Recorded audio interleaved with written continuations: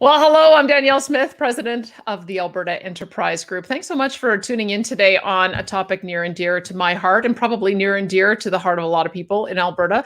And part of it is that we're dealing with this on two different fronts. We're going to be talking about Alberta's energy sector. Number one, how we can get drilling going again, particularly in the junior oil and gas sector. But we also know that we have got a large unfunded liability for the cleanup of suspended and abandoned wells. And so we're going to see if we can talk about those on both fronts. And I want to just give you a bit of my background for those of you who don't remember my history. I got into business advocacy back in 1997. I was recruited by the Western Stockgrowers Association, who just had a really successful cattle drive and had raised a bunch of money. They call themselves the Free Market Environmentalists of Alberta.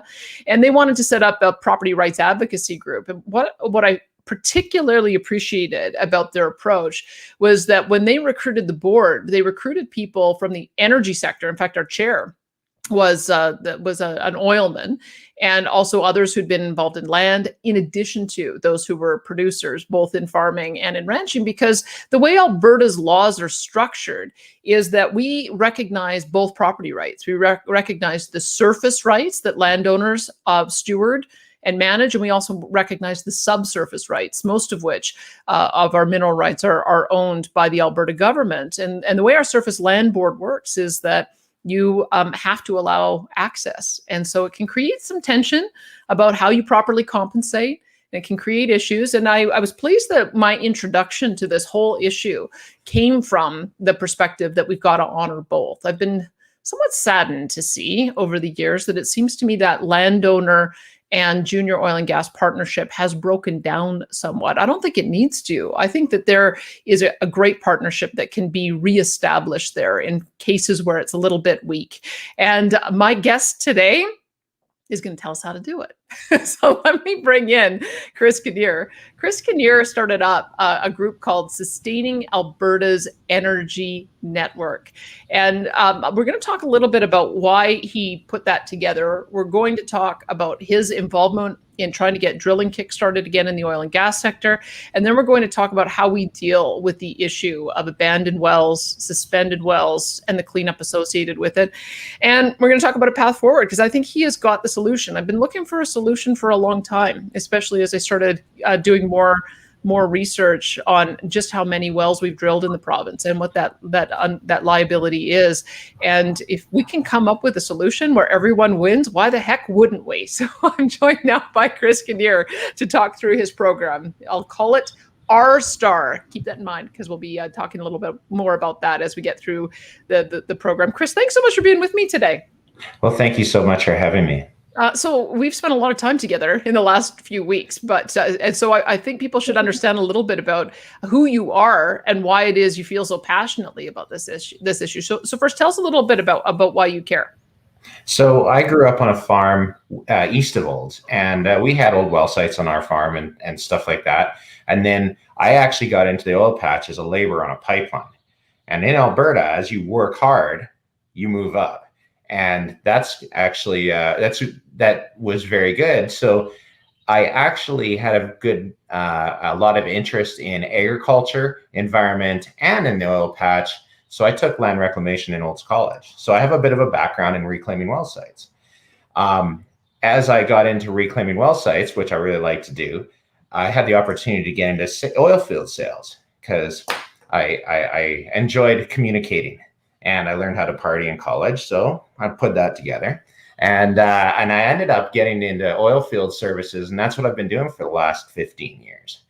And so I've kind of have a lot of different backgrounds that put it together. I've got a large network. I talked to a lot of people that express concerns about these things. And now I own a little farm, because I never did you can't get the farm out of the farm boy. So I lived in town, and now I own a little farm, and I have a well site that was drilled in 1961. And I have an open flare pit that I'm concerned that if we stay on this same path, I don't want it to go into a government bureaucracy like the Orphan Well Association.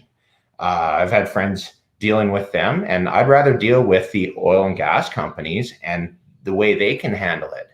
So over the time, I noticed that my people that I was selling to were disappearing. Small oil and gas companies were just disappearing, just vaporizing.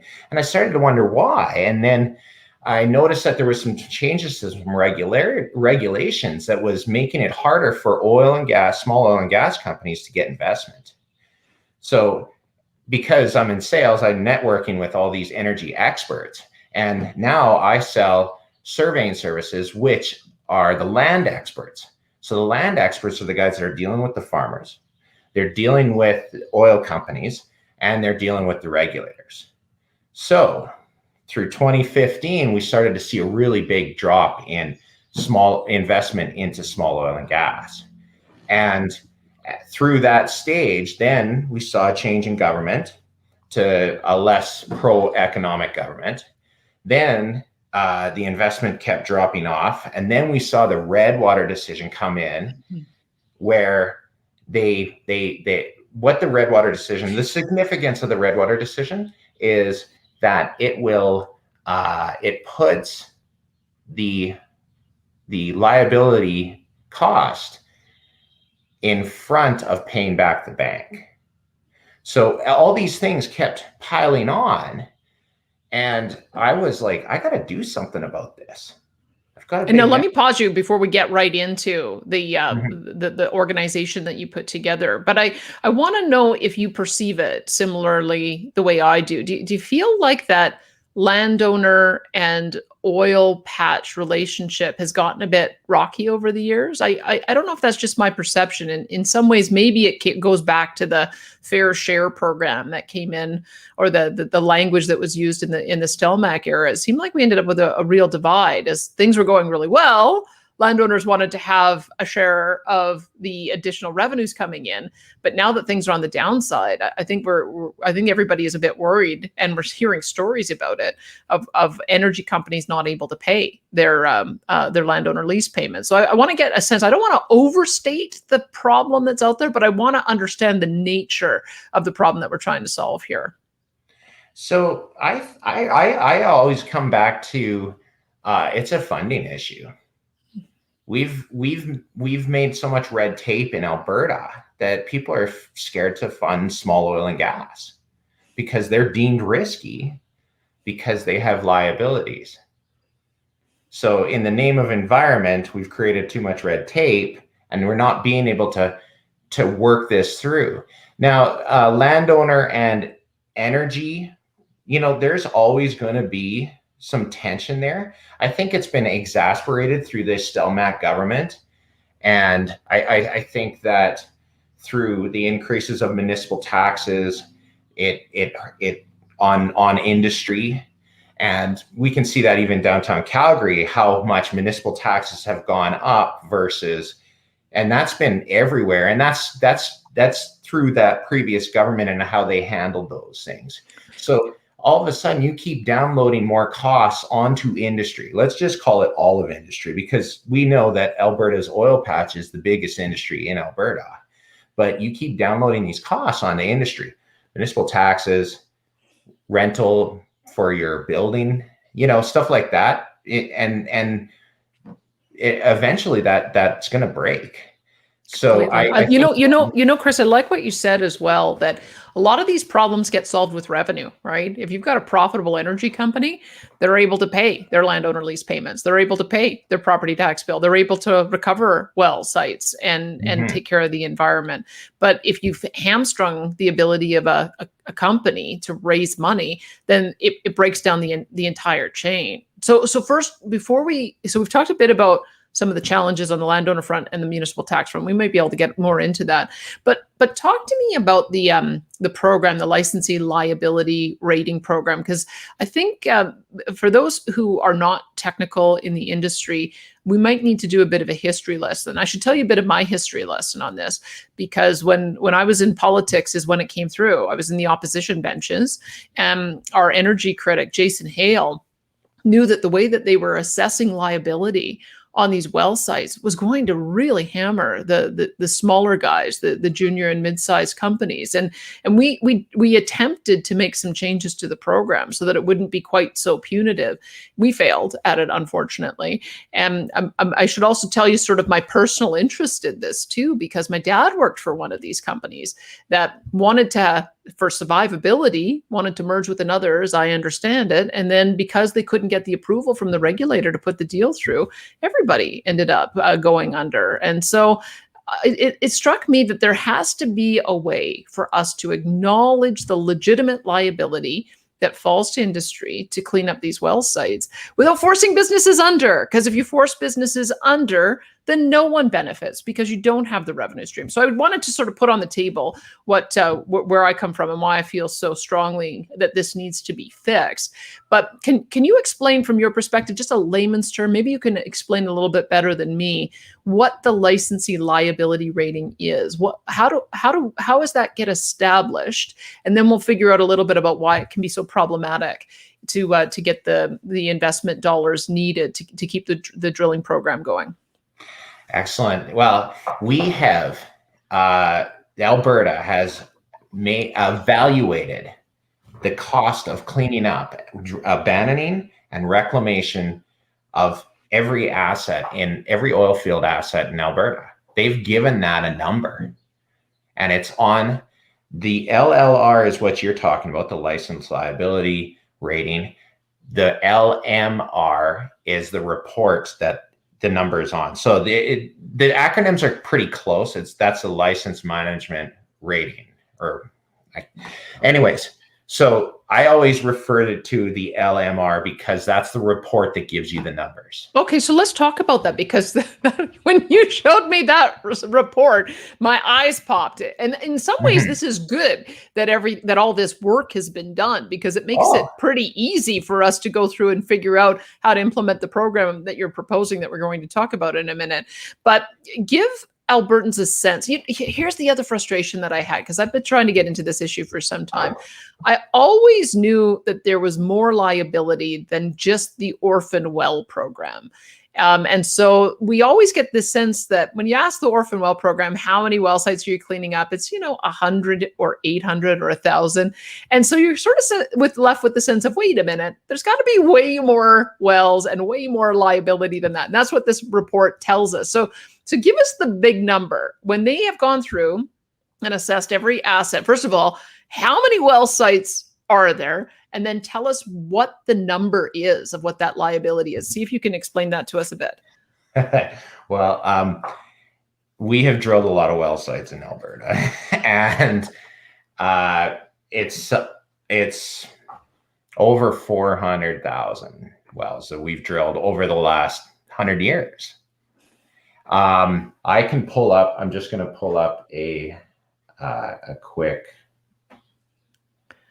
As you're pulling that up, I mean, that number in itself, I think, is probably one that most people haven't heard. So we've drilled 400,000 wells, and there's different categories that they're in, because some are still obviously going concerns. But I think for us to understand the nature of the cleanup that we ultimately have to do as a province, we've got to look at the whole number of sites. So 400,000 wells. Do you have a bottom line liability amount that the regulator has assessed as what it would cost to clean all of that up? According to the regulator and some other, I got other industries experts that put stuff together. So SANE is just a group of volunteers that started drinking beer together and trying to solve problems.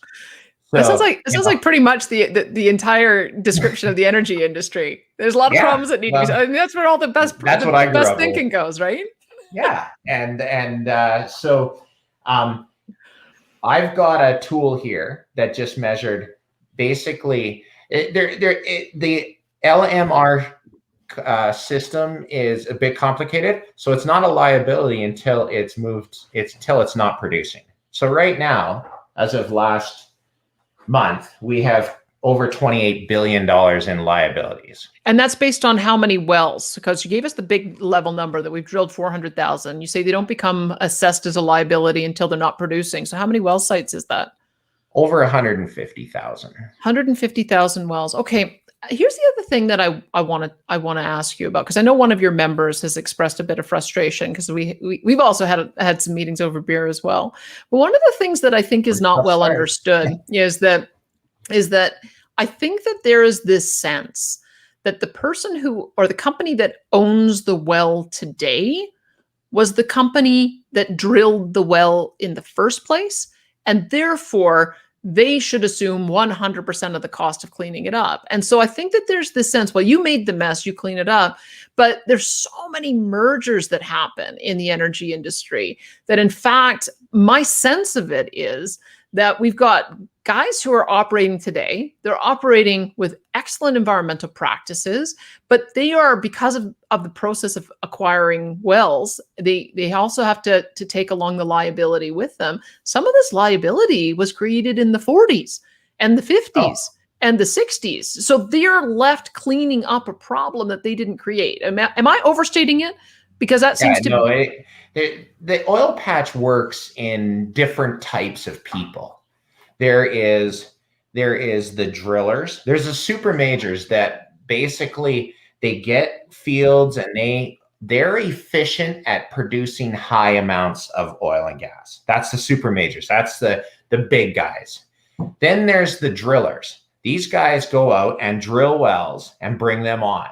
Then there's kind of like there's the producers. There's the ones that are producing. They're buying and selling wells that help them maximize their producers. And then the small, and those are the medium and small guys. And those guys have to take on liability to afford to get into the game. It's expensive to drill a well. But if you say, okay, you know what, big company, I will take this little field off your hands, and I'll take your liabilities off of your hands too. This is the way it used to work.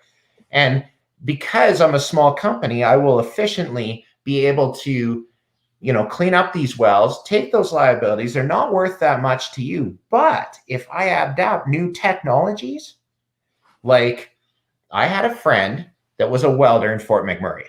He started an oil company in the 90s. He took on 38 wells.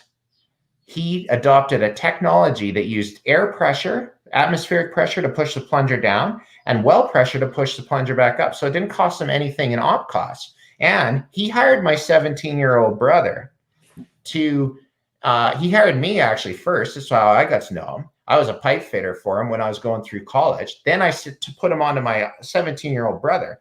My brother learned how to run a backhoe. He learned how to be a welder's helper. He learned how to run a chainsaw. He learned everything because this guy hired him.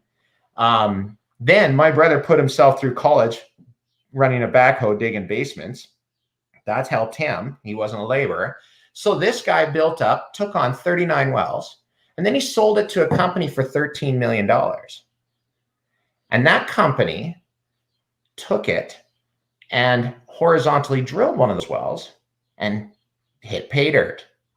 Invested $230 million into this local area of Olds and sold it to another company for $580 million. Holy cow. So that's how we used to create value. And now, because the changes to the LMR program back in 2013 to 2015, which actually approximately doubled the liability value. And you know what's ironic? It's doubling the liability value while we are getting better at abandoning wells and cleaning them up. That's sort of interesting. So down, and they're doubling this value. If I'm interpreting what you're saying, let's call it the liability program, so that we don't have to mess around with acronyms. So if I'm understanding, then the liability program assesses how much it takes to recover that well, but it's really just a best guess. And in point of fact, if you've got a small operator doing things like your initial employer did, finding new efficiencies, you can actually recover those wells for a lesser cost than what you're officially assessed.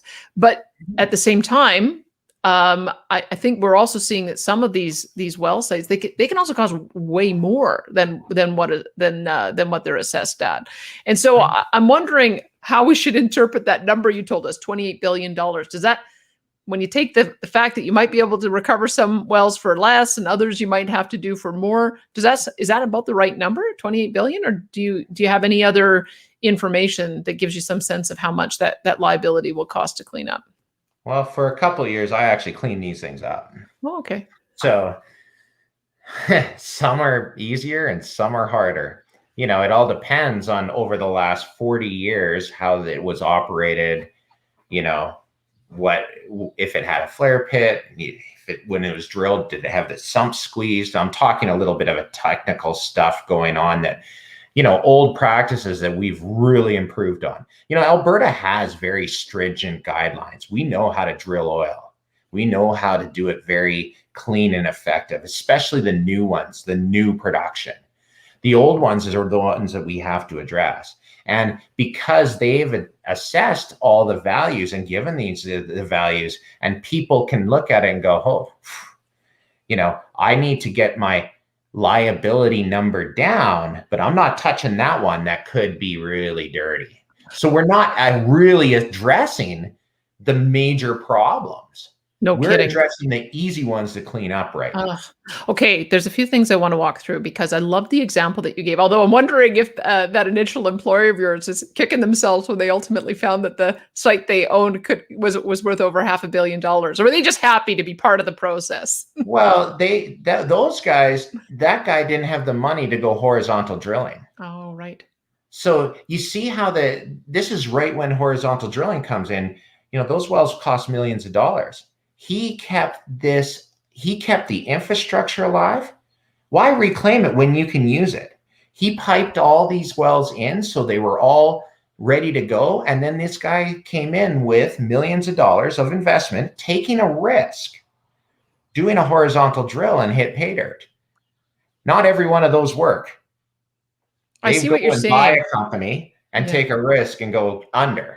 So you kind of need all elements, right? You need the junior guys who will go out, keep the wells alive, and then when they get it to a certain point, they sell to a larger company that can take the bigger risk. And some of those holes are going to be dry, and some of them are going to hit pay dirt. And once you've hit pay dirt, then you can get bought up by a much larger operator. Is that sort of, does it still work that way? I mean, you said no, how it doesn't this new now, because we've lost all our small guys because the government said I need a damage deposit or a deposit. Instead of taking on these liabilities and making them worth more to someone else, the regulator says, hey, you can't pay for your reclamation, give me money. So they ask for a deposit, and they've always asked for a deposit, but when they changed the rules, they encompassed a larger net. They made a lot more people have to give a deposit. So and then when you're saying if they've doubled sorry, let me just draw a couple more dots there. And because they've assessed the liability as higher, now you also have to pay more money. So more people having to pay more money on deposit. Am I following you? Yes. When they changed the rules, about 10% of the companies they were working with to get it going, there was 162 wells in the Orphan Well Association. So just the problem ones. And I am aware of the company that you guys work with, and those guys would take companies that didn't work out and fix them up, get them going, and then reclaim the wells that were not that needed to be reclaimed, and then sell them to another company, a neighboring guy, as a good product again, because the infrastructure's there. Right. So if you go to a bank and say, hey, I need $10 million to buy this asset and give $8 million to the AER just in case I go broke, are they going to give you any money? I wouldn't. Well, especially now, as you mentioned, you're never going to get that money out of the AER. Well, completely. And now that we have the Redwater decision, which, as you described, puts the environmental liability ahead of any lender, it becomes even more difficult to get somebody to lend you money because they know that they're going to have to stand in line in the event something goes wrong. Yeah. And so yeah, it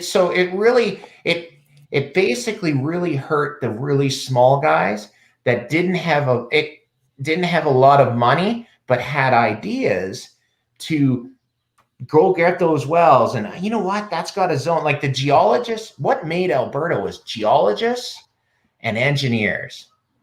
They would think of a new way to get oil out of the ground and then use of existing infrastructure. We need to regulate bad players that don't do it right. We don't have to tell people if they're, we need to set that stage like it was in the 90s. That stage got set in the 90s, and that's the reason why I started at the end of a shovel and became an elevated. It's because of the opportunity and hard work. Let's talk a little bit about the public perception, because I think that there's a public perception. I've talked to my husband about this. It seems to make sense that, well, if you're going to have to pay $100,000 to clean up a well site when you're done, then shouldn't you have to put that $100,000 in trust right up front so that the money is there to pay for the well? And shouldn't that money follow whoever owns it so that there's always the money sitting on hold? And explain why we can't do that. Explain why that just takes too much capital out of the process of trying to drill new wells. Well, there is different systems that put deposits on. Everybody does. It needs to be fair across the board. You can't just say this company, because I assess it at this many liabilities versus their assets, need to pay me, where another company that might have a lot of liabilities, however, they're okay because they've got a lot more assets. So it just doesn't, we need to have polarity. We need to be fair across Alberta, and that will prove its own efficiencies. Now, I got a question. Would you buy a house if you had to give the housing commission $100,000 to clean it up? No. And in fact, when I was making the argument to my husband, when I was making the argument to my husband, we own a restaurant in High River, but we lease the land from the town. And the way the lease is written is, sure enough, at the end of it, you're expected to take everything. I mean, you know how it works. Oftentimes you can renegotiate the lease, but it has to be written for the worst case scenario, that you go belly up and you need to be able to remove everything. I said, hon, it would probably cost us $200,000 to take everything off this site and tear out all of the pipes and all the utilities and put it back into a natural state. Would you agree that we should put $200,000 in trust with the town, because 20 years from now we may end up having to take this thing off? And that to me, I think, is, if you can put it that way, you can understand. There's probably some sense of putting a portion aside, but it's got to be a reasonable portion, or maybe I'm mistaken on that. I guess the sense, and again, I wanted to sort of deal with the public impression. I think the public's issue is that we have all of these non-producing wells that haven't been cleaned up. So that on its face shows that there's some problem there. That I've talked to Keith Wilson about this, a lawyer who represents landowners, probably against a few of your members. But one of the things that he has said is that in other jurisdictions, as soon as the well stops producing, there should be a 5-year window where the government forces you to clean it up.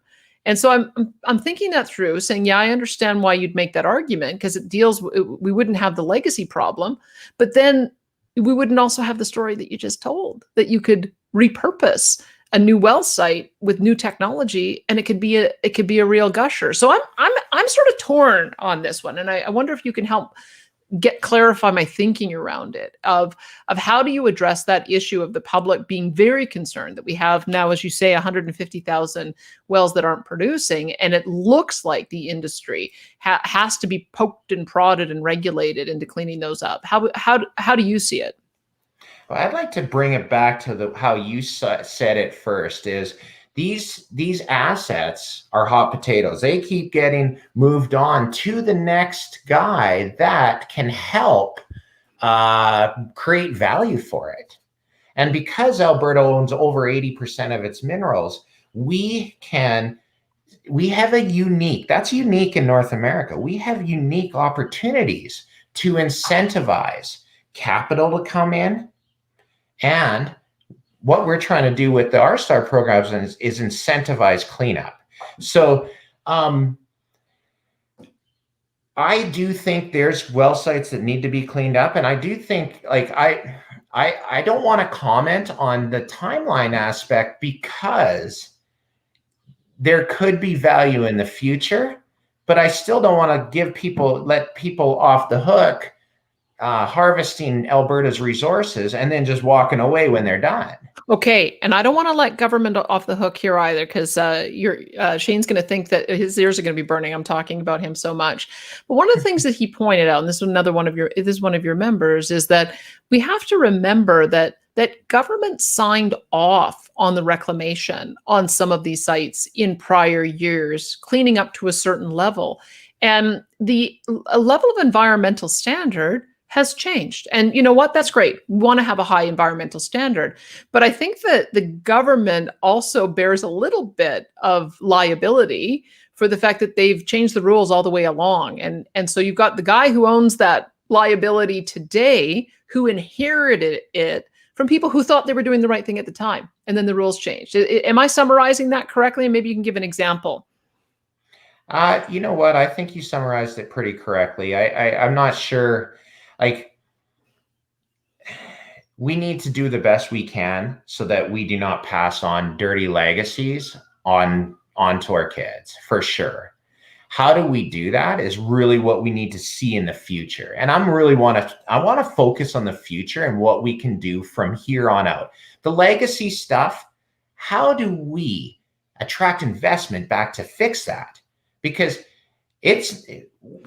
what we really need to do is know that the people that made the mess, they could be dead.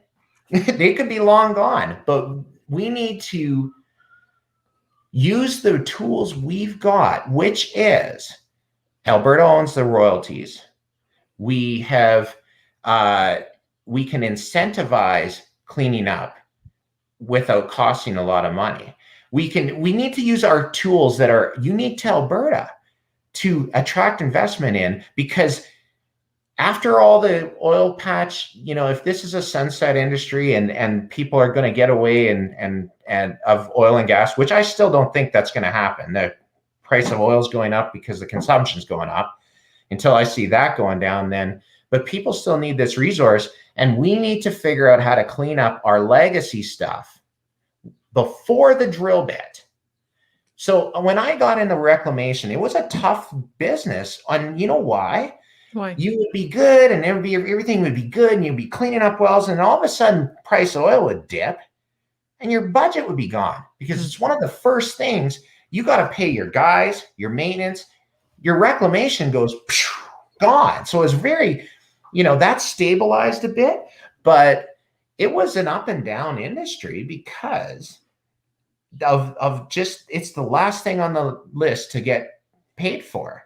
And I don't believe in more regulations. I believe in incentivization.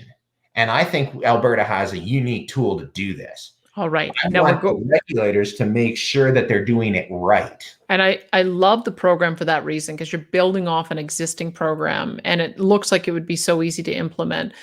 Part of why I'm having this long drawn out discussion on our juniors, though, is I really get the sense that whenever you see media coverage, it's always from a negative perspective. And I think the way you sort of described that is the guys who are operating today, they didn't create this problem. They just inherited it, and now they want to fix it. And they want to have enough of an incentive in the way the program is designed so that they can make a bit of money, so they can pay their employees, so that they can pay their taxes, so that they can pay the landowners, and so that they can take care of the reclamation liability. So I think that's important. I mean, it's sort of amazing that we even have a junior sector after all of this, because boy, it's been really pummeled. So tell me a little bit more about, before we get into the program, I want to know a little bit more about your organization and who you represent, because you've got a core group of people who are sort of in a particular zone for their size. And if others are interested in joining you, I want to make sure that they know who has supported you in the past. So, okay, I'll tell you a quick story.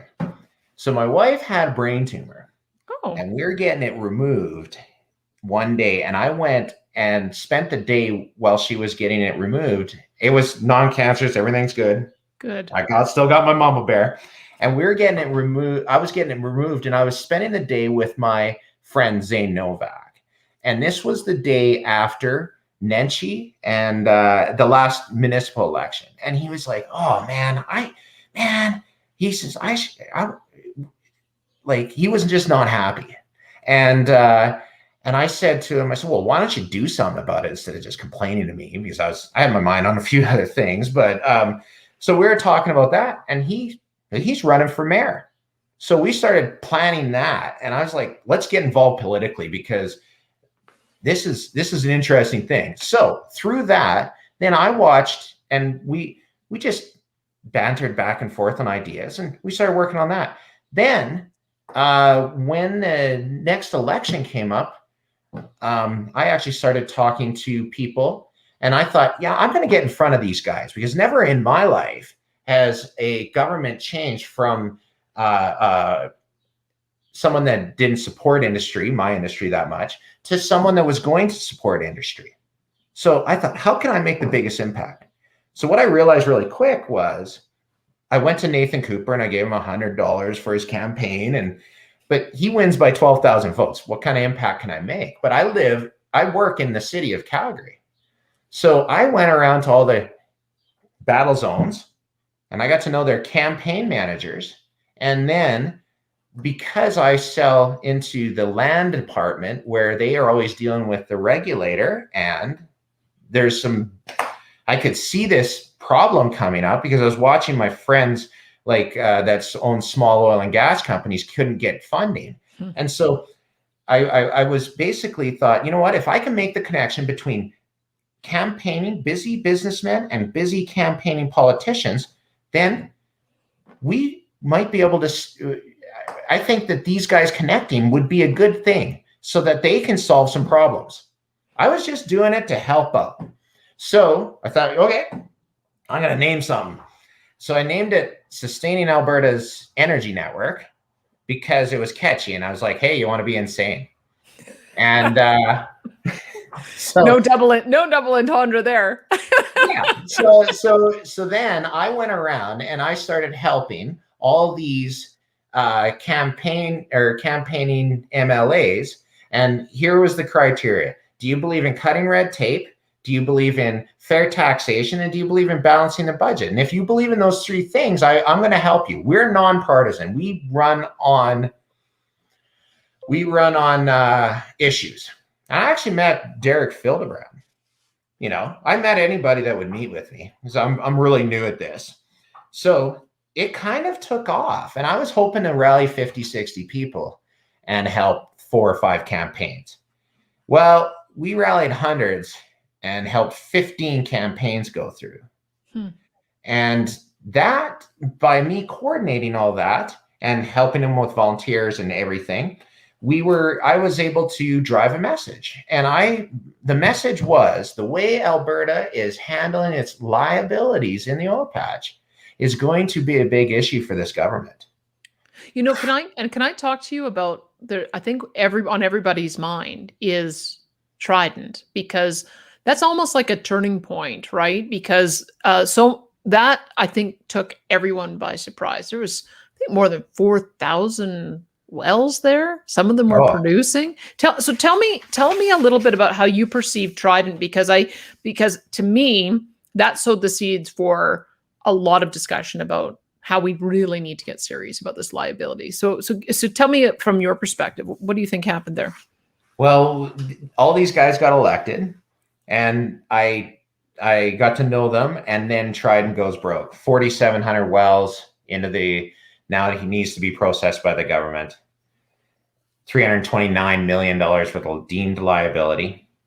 So all of a sudden, this is kind of an interesting thing to all these politicians that just got elected, especially the rural ones, where if a well goes into the OWA, it doesn't pay its municipal taxes. So these And what guys, about landowners? Do landowners get lease payments off those wells that go into the OWA? I would rather deal with an oil company. So the Orphan Well Association, that's just it. I mean, I almost get the sense that that the Orphan Well Association is seen as a bit of a catch if somebody falls. But my goodness, I don't think anybody would have ever expected a 4,700 well operation with a 329 million in liability to fall. Is that almost Well, they had to unprecedented? process it, so they had to sell off stuff, but you know what? I'm under the belief that it is better for private industry to process or handle this problem. It is way better. Why? What's that? Why? Why is it better for private industry? Because they've handled everything in the past, and I believe that they can do it very efficiently and find ways to do it. Yeah. You know, the OWA and back in 2013 had a $15 million budget and 162 wells in it. Holy cow. So let's just repeat those numbers because I want to put it into context. So the Orphan Well Association had 162 wells, $15 million in it. Budget. And now we're talking about there's 150,000 wells that are not producing right now. No. Is Alberta. That's why I'm saying. I don't know how many wells the OWA has in its possession right now. I can't figure it out. But hang on, Chris. I just want to for people to understand that the Orphan Well Association does not have the budget to deal with the liability. So if we have a total liability that it's been assessed of $28 billion on 150,000 wells, there's no possible way a government agency that's funded at $15 million a year could even make a dent in that. It has to be reclaimed by private industry. This is the conclusion I'm drawing. Yes. That's but that was in 2013. That was their budget, and now last year they spent 200 million, and I don't even know. I can't find the numbers on the website anymore. So, like, I don't know what they have for producing. They talk about their reclaimed, their abandoned and stuff, but I just don't know. I can't. But you know what? We shouldn't be looking at that as a success, because the bigger their budget means, it means that more companies have gone under and been unable to manage under the regulatory regime that we've got. So that actually, we should want the Orphan Well Association budget to be as small as possible, because it means that industry is taking care of this. I think I looked at them more like an insurance policy. Right. So if you cannot figure out who owns that well, because it was owned by so and so and they died, that's an orphan well, in my opinion. Not, I'm done with Alberta, I'm giving it to the orphan well, and now it's your problem. I don't like that. Right. I think we should clean this up as an industry. Okay. Now, I agree, and I think the public agrees too. Now, here's a couple of complications that have happened. Number one, COVID hit just as you were getting off the ground with this program. But number two, the federal government agreed to come in with some dollars to help reclaim some well sites. And so I guess the way I'm looking at that is that enough to have these federal dollars? How would you see the path moving forward to what we're about to propose? Is there a perfect timing for it? Should we have to tell me what you think? This is the perfect timing. Oh yeah. Why? Because the site rehabilitation program that, I see what they were doing. They are keeping people busy during COVID, and they're cleaning up wells. Well, that's solving two problems, right? But that's going to run out. And this could dovetail onto that program very nicely to continue all the work that, we've got a cleanup and remediation abandonment machine going on right now. When this money runs out, what's going to happen to them? I don't know. That would be a shame, actually, if it ran out and we've got all these well-trained people, they're ready to go, they've learned some efficiencies, and then we don't have the money to be able to continue to support it. Well, like you got to think of these oil companies, and they've just taken a beating in the last 3 years. The first of all was the differential blowouts. Yeah. Like that really hurt all of Alberta. Then negative oil pricing, like they were just getting back on their feet.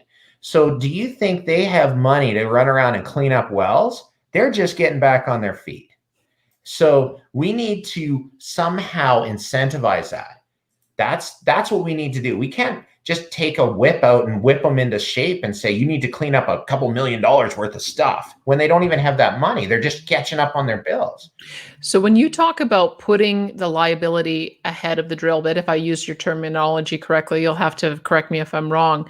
You're talking about having the companies be in a position where they can make money so that they have the incentive and the means to be able to reclaim their liability. And that, I think, is kind of at the heart of what you're proposing here with this new program. Well, I think we've teased the people enough, Danielle. Let's get into the R-Star program. I was talking through as I was trying to get the slides up. So I've got the slides up, and so you're going to have to walk me through it. And we'll talk a little bit about it. So there's a pathway to getting Albertans back to work, and which is what I love, because am I still there? Yeah, I can. It says it's having trouble loading my feed. So if it's been a little bit shaky on my electricity today because of the weather. So if I lose you, you're just going to have to talk along without me, Chris. So let's go through, and I'll keep moving the slides down, and you talk to them. Okay, so let's get to the next side is basically we're quoting what the government wants is their mandate. So the ministry will improve the clarity and efficiency of Alberta's regulatory system while modernizing legislation and regulations to restore the competitiveness of the Alberta energy sector, win back the confidence of investors, and create jobs. Okay, this sounds like it's perfectly in alignment with what you want to do. Yes. So basically, what R-Star is going to do is, we've talked a lot about the LMR program, the liability. Alberta has gone to great extents to tell everybody to basically assess everybody's liability. So what we're saying is we want to turn those liabilities into an asset by offering drilling credits if you complete a reclamation or an abandonment. So we've already, okay, yep. So R-Star incentivizes small, medium size. It incentivizes everyone that has a liability to reclaim their liabilities and then get R-Star credits that then they can apply to an existing C-Star program. And this is why we named our program R-Star. So back in 2017, the previous government was watching investment go downhill, down as prices and bad press was kind of beating up Alberta oil. They implemented a program called the C-Star program. Now, the C-Star program is designed to attract investments so that when an oil company drills a successful well, they can recover the cost of spending money in Alberta. This creates jobs. And this is nothing new. Ralph Klein did this. When I was pipelining, I would build a pipeline to a well that wasn't drilled because Ralph Klein would give you a 30-day royalty-free period. And if you drilled a humdinger, you friggin' paid for everything. So we'd have 2 wells that we'd be building a pipeline to, and then we'd circle around and tie in this one, and then they would come in and drill it, and hopefully it came on strong. So this is can I talk a little bit more about my understanding of how this program works, and then you can tell me if I'm right, because I seem to recall that it was under the Notley government, and it was Mark McQuay Boyd who was the energy minister at the time. But they were smart. I think they hired Peter Tertzakian and a crew of people around him to look at our royalty system and to see if there were any changes that needed to be made. And I think what had happened was up in the oil sands, they had this program where you would pay a lower royalty until payout because they were really capital intensive projects. And so I think what they were attempting to do was to create some parity is, okay, look, if we allow for the big guys in the oil sands to earn back their capital before they pay a higher royalty, let's allow all the little guys to do that as well. And so is that, am I kind of summarizing it right? So if you're paying, you should tell me, how much does it cost to drill a well these days, especially when you're talking about horizontal multi-stage fracking? What would be the kind of price on that? We'll get into that when we do a cost analysis. Okay. And that. But just give me like just so I understand. So the program already works this way, that if you spend $250,000 drilling a well, you get to have a lower royalty rate until you earn back that cost. Am I understanding how the current program works? Yes, and it's a predetermined number. So what they say is, and you can look this up on the internet, there's a C-star calculator. So if you drill, I've done it quite a few times. If you drill a well that's 1,000 meters deep and 1,000 meters over, and you use 1,000 tons of propellant, which is frac sand, you will get approximately a $2 million C-star credit. So that means that you stay, it's not a zero royalty. So you still end up paying a 5% royalty until that $2 million of cost is recovered back. And then you pop up to whatever the prevailing rate is at the time. Am I getting that right? Yes. So royalties are like taxes. The more you make, the more you pay. So if you're making 100 barrels of oil per day, you're going to pay at $65 a barrel, you're going to pay 22.4%. So what they're doing is they're taking it down to the lowest rate that you pay. So the government never really loses. They always get a credit. They always get the taxes at the lowest rate. And here's the interesting part about this. And this is why I wanted to bring in the Notley government, because they were the ones who established the initial drilling incentive. And so you've already got buy-in on the part of the major opposition party that this is a legitimate type of approach in dealing with the energy sector, is that you've got to allow them to make back the cost of their investment. Yeah. And the faster you make back the cost of your investment, the more investment comes to Alberta. Okay. You know, when you shorten that timeline of payback, when you drill a well, more investment comes back to Alberta. Totally. Okay. Now I can't see your face because I'm looking at this PowerPoint screen. Are you done this slide, or should I go on to the next one? Well, what R-Star is saying is, instead of just filling out that C-star credit calculator, and you have to drill that well, and then you get the C-star coming to kick in when you're producing. What we're saying is, because Alberta has already evaluated all the liability. Let's just say you clean up a well, and the Alberta government offers you an R-Star credit of the deemed liability that you can now dovetail and extend that reduced royalty period. Interesting. So just to use the example that we just talked about, of you're drilling 1,000 feet deep, or am I using meters? 1,000 meters deep? 1,000 meters deep, 1,000 meters over, and 1,000 tons of frac sand. Am I using the right measures? So in that case, you've got a $2 million credit already on the drilling side that allows you to stay at the 5% rate. If you go ahead and you clean up a well that has a liability of $100,000, you just get to keep that 5% rate until you've paid back that $100,000 in rehabilitation. Am I right about how this would work? You've got a $2.1 million credit.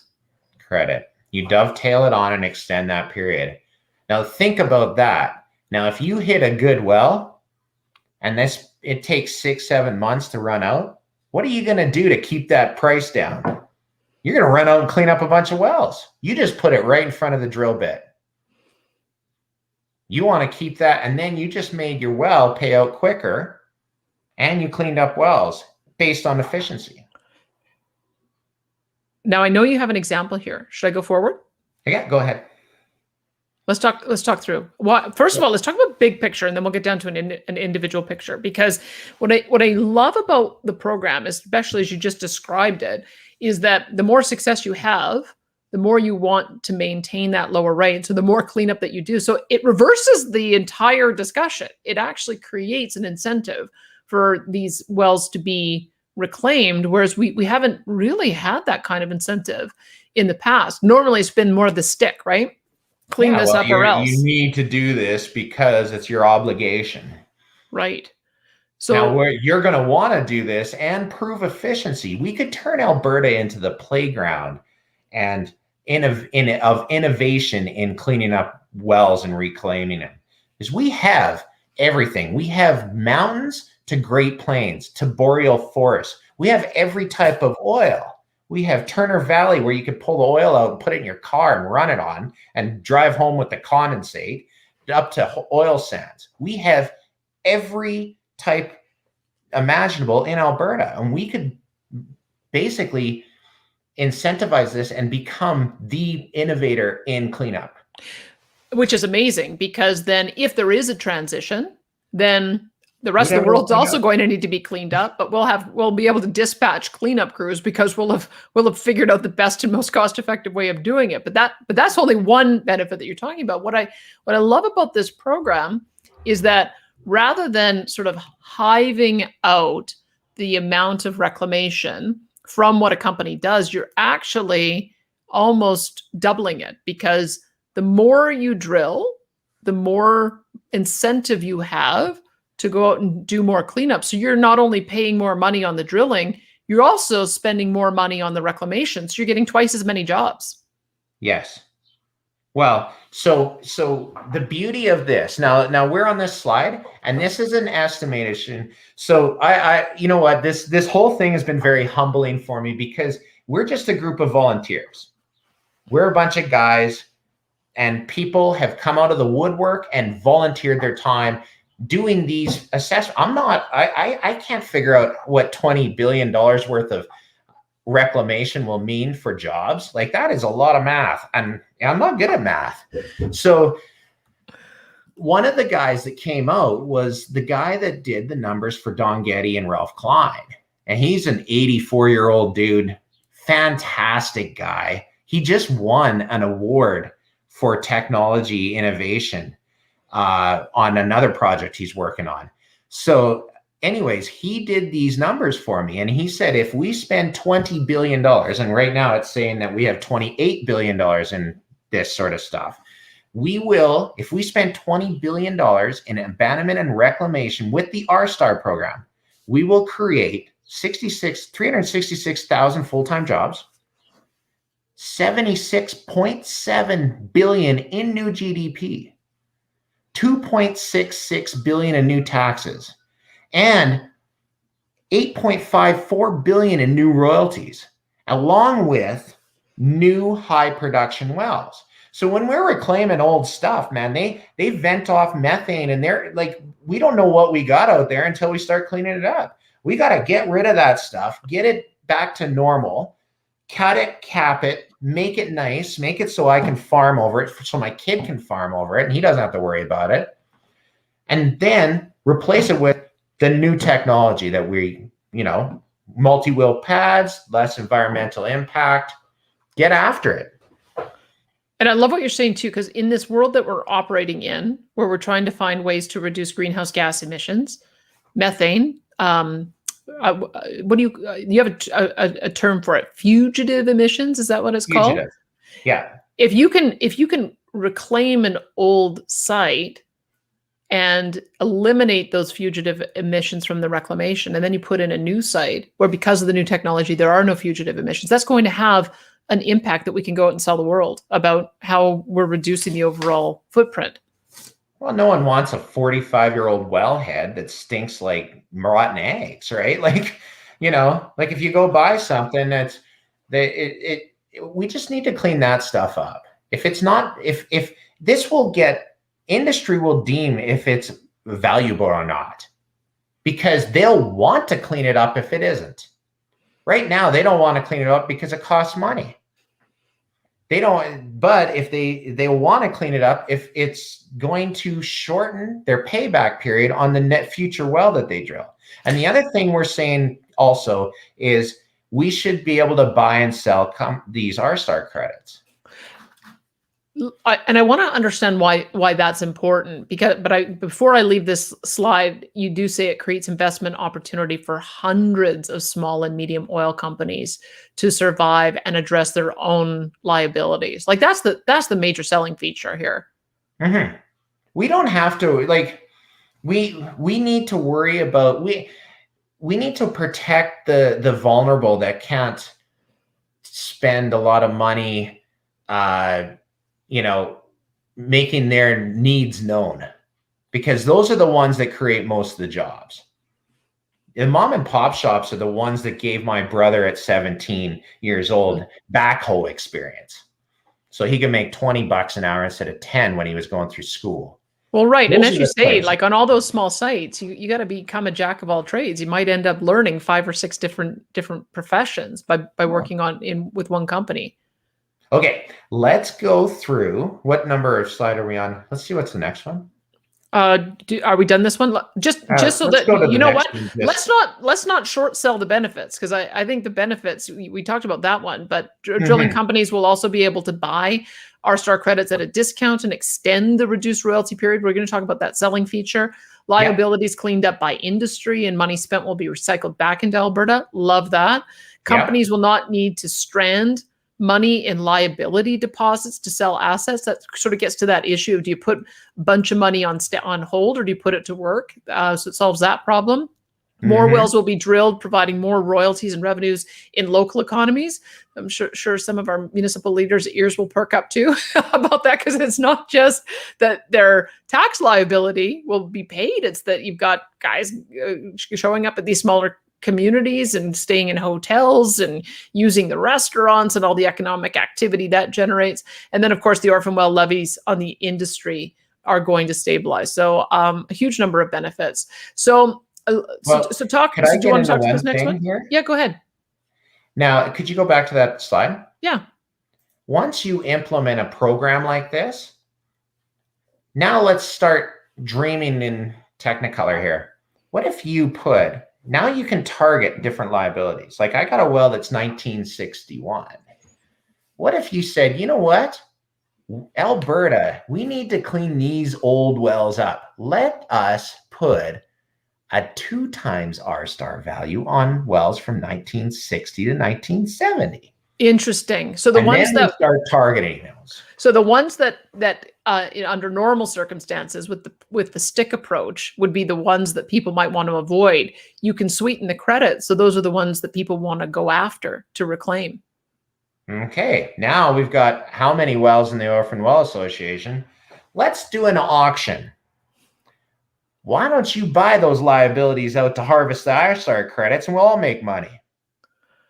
So you take the money, you take the liability off the hands of the Orphan Well Association, maybe put the liability in the hands of a company that could reclaim it more cost effectively, and then they get an enhanced credit for doing so. I could argue that if you went and put a 2 times R-Star credit on those wells, then you could have an auction and companies would buy that money, well. So like, there's so many, once you implement something like this, there is so many things that we could do to stimulate and target different types of reclamation. Instead of cleaning up the little easy ones, the low-hanging fruit that might be good at $3 gas like it is right now, or $2 gas. That's the easy ones to clean up. So, and essentially we're destroying our own value, because we already built a well and the infrastructure and everything, and we're cleaning it up because it's easy. You want to clean up the worst ones. And we can incentivize that. Interesting. And as you put it, like now you really have, as you talked about, you've now turned a liability into an asset, because if it has a credit value associated with it. So where am I going? Next one? No, just stay there. We're still dreaming in Technicolor. Okay, keep dreaming. So now we've turned these liabilities into an asset. Let's go back to the investment that we talked about. what's a company worth? So a company that has $100 million worth of liabilities and $100 million worth of asset values, what's it worth right now to a bank? Zero. Now we just implemented R-Star, so those liabilities are now an investment opportunity proved on efficiency. Now what's a company worth? Oh, would an investment company want to invest in those guys to harvest these liabilities to shorten their payback time on their payback on a well? So Yes. walk me through this, because I have a friend in the energy sector who said, well, what if I don't want to drill? How can I improve my liability rating? And I think you've just given me the answer, but I want to connect that. So you've got a company that is happy with their level of production, because they're not everybody wants to get into this, scrappy field of going out and finding new assets to exploit. Some people want to just sit back and enjoy what they've got.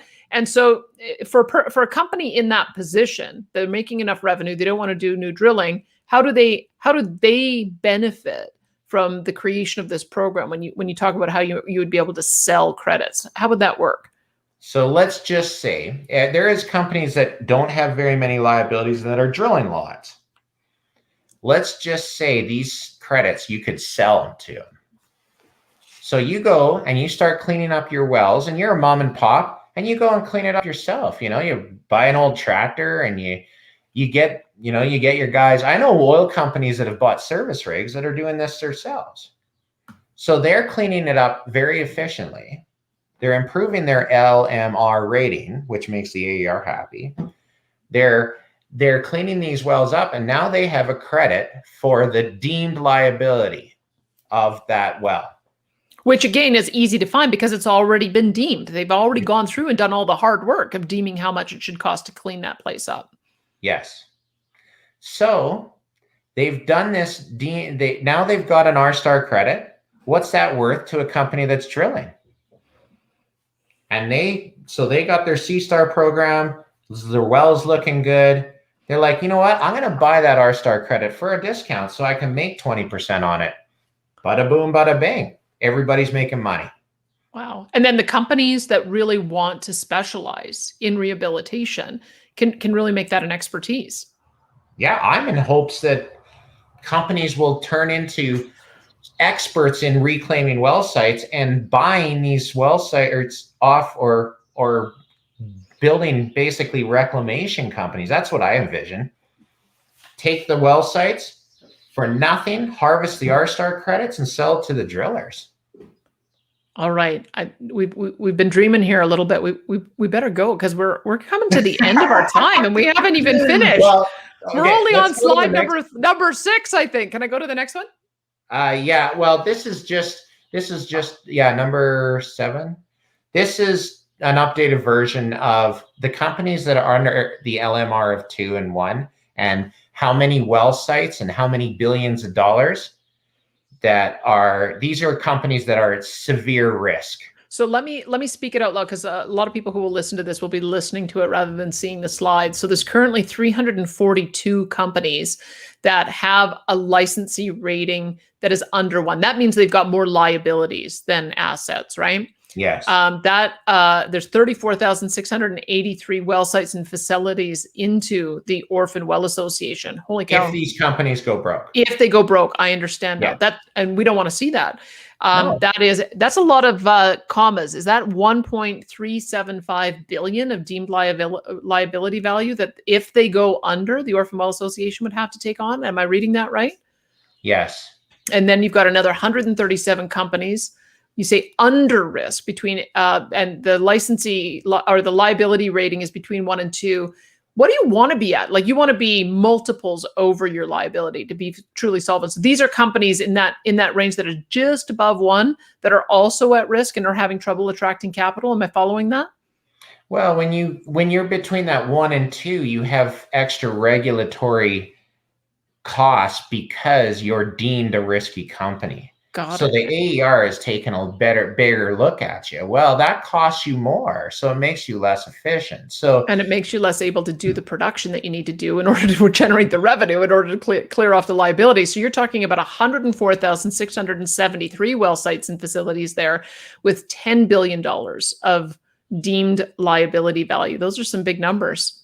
well, if we end up going through a negative oil pricing or a dip, something like that, then more companies go from 1 to 2 to under 1 because of the way it works. Wow. And so you're talking, so that could create a downward spiral, but what you're talking about would be creating a sort of a virtuous circle of constant investment, constant reclamation. So it constantly improves the value of your company. So you're able to get more investment dollars, so you can do more drilling, so you can do more reclamation. Like, this is the virtuous circle we're trying to create here. Yes. And then the other thing is it'll even out the boom bust cycle, because what happens in a boom, everybody's doing it right now. They're going out, getting investment, and they're drilling wells. But what happens in a bust, they can't get investment. So then they got to run off recycled cash flow. So now if you had $150,000 of extra recycled cash flow, you go and clean up those wells. Right now, you take it home and put it in your bank, but you go and clean up those wells to improve your payback period so that you could have an extended C-Star program. So when you go to get investment in a boom cycle, you can go to your investor and say, hey, look, I'm going to have a 5% royalty for this extended period because I went and cleaned up a bunch of wells.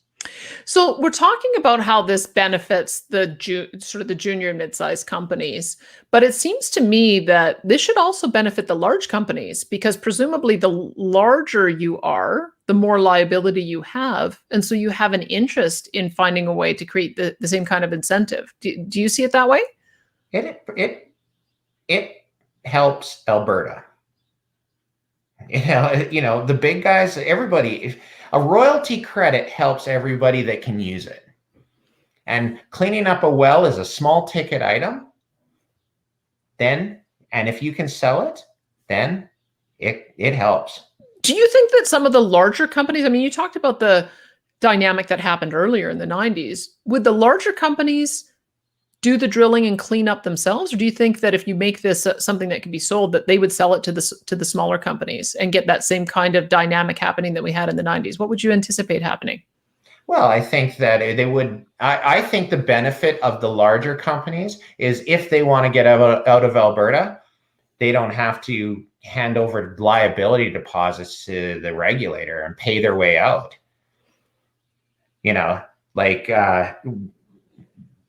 This gives value to everything. So, you to transfer assets, there is, when you're everything's an asset now, proven on efficiency. So, car companies might be looking for companies that have lots of liabilities that they know that they can clean up and harvest to improve drilling programs in the future. Maybe they'll get into that. I don't know where the money's going to find it, but they could. That's the amazing thing, Chris, is that, like, this is why I always prefer a free enterprise, market-based, entrepreneurial solution to a central planning, regulatory-driven, rules-based, government bureaucrat-led solution, because we just don't know what we don't know about what this might unlock if the program gets implemented. Oh, it would put Alberta on the map for knowing how to do this. We would be exporting our technology and people. Okay, so we've got your phone number and your email on the screen. I may as well say it. So those who want to follow your work, Chris, it's KRIS at saenetwork.ca, and that is Sustaining Alberta's Energy Network.ca. So saenetwork.ca. I think I've got one more slide here. Do we want to that's walk just through this one? definitions. If you wanted to quickly run through how it'll actually drill more wells, just share the other presentation.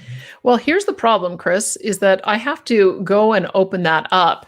And I don't want to have dead air while I'm working in behind the scenes. So you're going to have to do a little soliloquy while I go in behind the scenes and find the... Yeah, sure. I can talk about how an oil company works. And yeah, do. So here's the situation that we have in Alberta, a small oil and gas company spends all their capital to improve their barrels of oil per day. And this is why this works so well. And this is why people don't understand that we just don't have a big pot of gold as a small oil and gas company. We don't have a bin full of money because we've been making all this money. We spend the money, put it back in the ground, improve our barrels of oil per day to try to get to increase the value so that we can sell to a larger guy and fit into their operation. That's the evolution of oil and gas in Alberta. That's the business model. That's the business model. So when you can't get financing to improve your to drill a well or improve, then it's hard. Well, then your business model isn't working. And the other thing is, wells are always going down in production. Okay, now let's work through this. So this is the remediation program, turning Alberta's liabilities into investment opportunities. This is sort of a next slide presentation about how this might work. So we're going to walk through an example of an individual company. And I'm going, anything you miss saying, Chris, I'm going to say, just because, as I mentioned, people might be listening to this without seeing the video, and I don't want them to miss out on the case that you're making. So give us an example here of how this would work. I know you're going to keep me on track. So we're just going to do, this is one of a friend of mine's oil companies. Let's do a walkthrough of 3 years with and without R-Star. So oil company in year one has a $10 million capital budget. They spend $10 million a year. They have $30 million worth of deemed liabilities. The cost of drilling a well is $1 million. So they're always trying to get more and more production so that they can sell to someone bigger. The AER is mandating a 3% clean, and 3% of its liabilities need to be cleaned. So they need to clean up about $1 million a year. So let's take a look in the next slide. What you will get done in year one. Year one, you will drill 9 wells and you will clean up $1 million. And now you have $29 million of deemed liabilities, but you'll receive $1 million of R-Star credits. And your LMR improves. It's better for our kids. We're cleaning stuff up. Year two. This is where it gets interesting. We got a $10 million capital spend. We're only going to still drill 9 wells, but now we've got an R-Star well that we can put on the books. So we'll actually drill 10 wells. 9 from the capital, 1 from the R-Star credits. So you are getting 5%, a reduced royalty from a well that never would have been drilled. That's why this makes money for the government. $8.54 billion in new royalties. Because we've talked about before, when you've walked through this presentation with me, is you can hold out waiting for that 30% royalty on a well that never gets drilled, and 30% of zero is still zero, or you can get a 5% royalty for a period of time if you've given the incentive for people to have that lower royalty rate, pay off the cost of rehabilitation, and then it jumps up to the higher rate for the rest of its production. Yes. So then, well, look at it. We've got 19 producing wells versus 18. We've still cleaned up $1 million. Now we only have $28 million worth of liability. The government's happy because your LMR is improving. Everybody's happy because they're creating jobs and we're getting more royalties. The government's happy twice. How often does that happen, Danielle? I know, well, truly. And then your banker's happy too, because you'd be able to qualify probably for more investment dollars on the basis of showing that your environmental liability is going down. Yes. So year 3. Yep. We're going to drill 10 wells, 9 from the capital, 1 from the R-Star. Now we'll have 29 producing wells versus 27. So you're collecting, and you're only collecting that reduced royalty for a small period of time, and then it pops right back up to normal royalty. Completely. And we keep cleaning up. And we keep on hiring guys to clean those wells. Boop, boop, boop. It just snowballs. Yeah. And then we've got some more of the acronyms. Gosh, you got a lot of acronyms in your industry. So now I got a few more acronyms at the end in case people want to have a look at those. Well, I think that this is quite amazing. And so when you presented it to me, I could see just because, and that's why I wanted to give my history of understanding this relationship between the landowners and the juniors, and my dad's personal history with this company, getting caught up in the regulation, because I saw immediately the kind of value that this would bring. And now, as we're saying, I mean, look at the new International Energy Agency report. I mean, 4 weeks ago, they told all the industrialized countries to stop producing. And now just this past week, they've said, and they've asked Russia and Saudi Arabia if they can amp things up because we actually have a supply issue. So we need to have, at least in this short-term period, we need to have more production.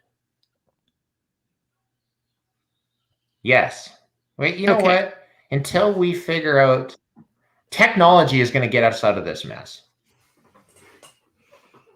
Am I still there? Yeah, you are. Technology will always get us out. I mean, and innovation will always get us out. So let's talk about the go forward. We only have a few minutes left here, but what I was impressed by as well, so it seems to me like this solves a lot of problems. It helps to restore the relationship between the surface rights owner and the subsurface driller and put it on a positive footing, which is what I've been desperately wanting to see for some time. It allows for our junior sector to get recapitalized and also create the jobs associated with more drilling. It allows for us to deal with this huge elephant in the room, which is the liability that we know ultimately has to be cleaned up, but it does so under an incentive-based system. When you've got profitable companies, they're paying their lease payments, they're also paying their property taxes. Everybody, and they're paying more taxes to the provincial government. This is like a win. I think I counted 6 wins there. So this looks to me like a perfect program. So I know you. So you told us about how you developed the relationship with a lot of UCP MLAs. I know a few of them have been working busily behind the scenes on advocating for this program. What needs to be done now? What is the path forward? Because there's always strength in numbers. And it seems to me like, as we were looking at that list, there should be 500 members of your organization because they're all going to benefit from what you're proposing. Well, we proposed this in February 2020, and then this little thing happened in March that I'm just getting out of. So really, we're just getting going again. Over that time, we've been talking to government folks, but to be quite frank, man, this has been a tough time in learning or in dealing with just life. So, I think we're making big strides to keep on pushing this. However, we need industry, we need farmers, we need municipalities, we need everybody to understand this program. And it's a bit complicated, but when you get a full grasp, then you're like, whew, that makes sense. And I hope that this podcast is doing that. What's that? Well, it ticks off so many boxes, really. And so part of what we will do, obviously, is we'll make this available. I have a Danielle Smith podcast that is the audio version of this, but it's also posted on YouTube.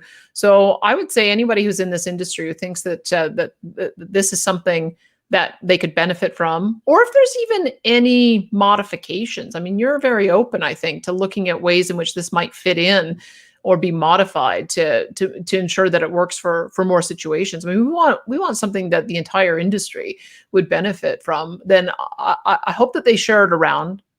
We talked about how they can be in touch with you. Chris and I are also doing regular meetings that he's putting together so that I can hear directly from industry as well, so I can do what I can to assist in filling in some of the information gaps. So I'm quite happy to do what I can to help make the case for you, because I think that this is an awesome program. I'm wondering what comes next for you. Well, you know what? I don't see the next turn in the road, but I'm having a lot of fun and I've made a lot of good friends, and it's been a very good experience. And you know what? I have a small young family, and I want to give them the opportunities that I had when I grew up. And I see this as one of those things to do that. And if you want to come and help me, My email was up and everything. It's a volunteer organization. It's just a network. It's a bunch of people trying to come together and help.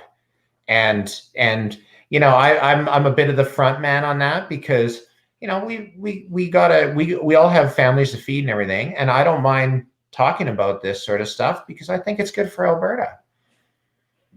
Well, and I think it is. Thank you so much for spending so much time with us on this today. I hope I didn't miss anything. We had a very long list of things we wanted to cover, and I think we got to all of them. Any final words?